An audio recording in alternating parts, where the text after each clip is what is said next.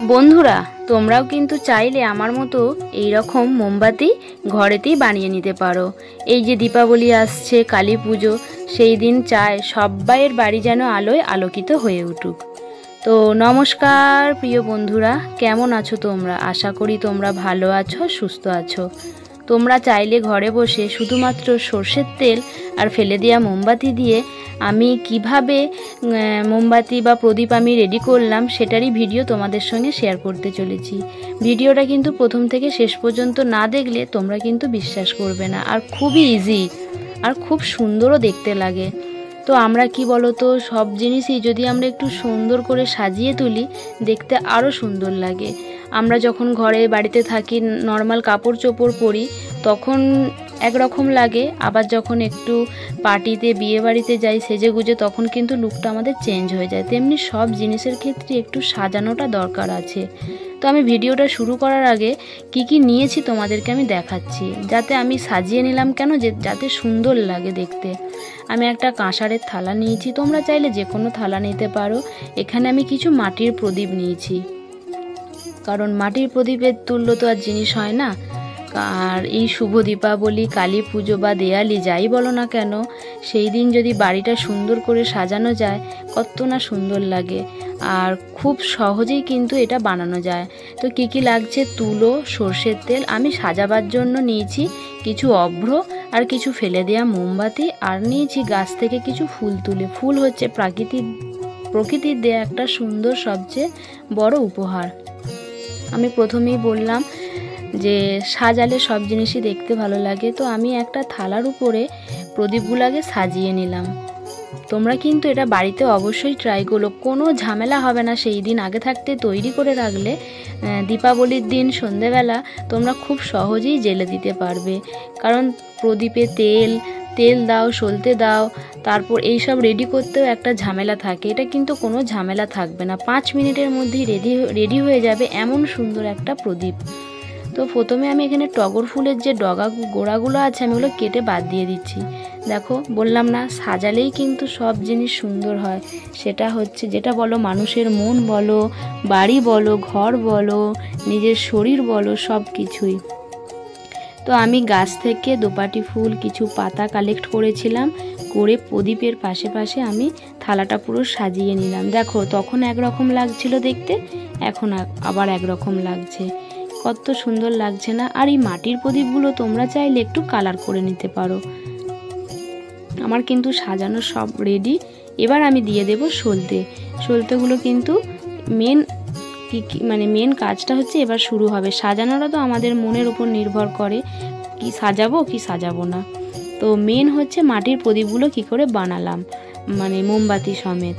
তো সলতেগুলো দেবার পর কড়াইয়ের মধ্যে যে কোনো একটা পাত্র নেবে, তো তার মধ্যে বেশ কিছুটা সর্ষের তেল দেবে। বেশ কিছুটা প্রদীপ অনুযায়ী, যতগুলো প্রদীপ ততগুলো সেই পরিমাণ মতো একটা আন্দাজ মতো একটু সর্ষের তেল দিলে। প্রথমে সর্ষের তেলটা হালকা যেই গরম হয়ে আসবে, গ্যাসটা কিন্তু মিডিয়ামে রাখতে হবে। তো এর মধ্যে আমি দিয়ে দিলাম এইগুলো, হাফ জ্বলেছে বা ফেলে দেবই ভেবেছিলাম। তো মোমবাতিগুলো আর ফেলিনি, এগুলো আমার কাজে লেগে গেল। তো কিছু মোমবাতি দিয়ে দিলাম। আমার এখানে মোমবাতি কম হচ্ছিল বলে আমি কিছু নতুন মোমবাতিও দিয়ে দিলাম। তোমরা চাইলে এর মধ্যে এলাচ, লবঙ্গ একটু দিতে পারো, তাহলে ভালো লাগবে। আমি আর এখানে ব্যবহার করলাম না। তারপরে এগুলো সুতোগুলো, যে মোমবাতির যে সুতোগুলো, ওগুলো আমি তুলে ফেলে দিলাম। ওগুলো থাকলে তো সমস্যা হবে একটু দেখতে, কারণ অলরেডি আমার ওখানে সলতে দেওয়া আছে। এবার গ্যাসটা বন্ধ করে দিয়ে কড়াইটা আমি নামিয়ে নিলাম। হালকা কুসুম কুসুম অবস্থাতেই দিতে হবে, না হলে তো কড়াইয়ের মধ্যেই তেলটা বসে যাবে, যেহেতু এতে মোম দেওয়া আছে। তো আমি এবার একটা চামচের সাহায্যে সব প্রদীপগুলোর মধ্যে ওই তেলগুলো দিয়ে দিলাম।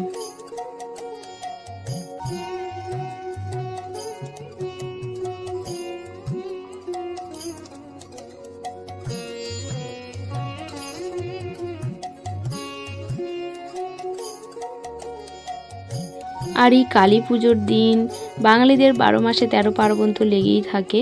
তো এই দীপাবলির দিন সুন্দর করে মানুষের জীবনও সেজে উঠুক, আমি এটাই চাই। আর এইভাবে কিন্তু তোমরা ঘরে বসে চটজলদি মাটির প্রদীপগুলো রেডি করে নিতে পারো। দীপাবলির দিন সন্ধেবেলা হলেই তো তোমাদের কোনো ঝামেলা করতে হবে না, শুধু জ্বালিয়ে দিলেই হয়ে যাবে। তো আমার একে একে সব তেলগুলো দেয়া হয়ে গেল।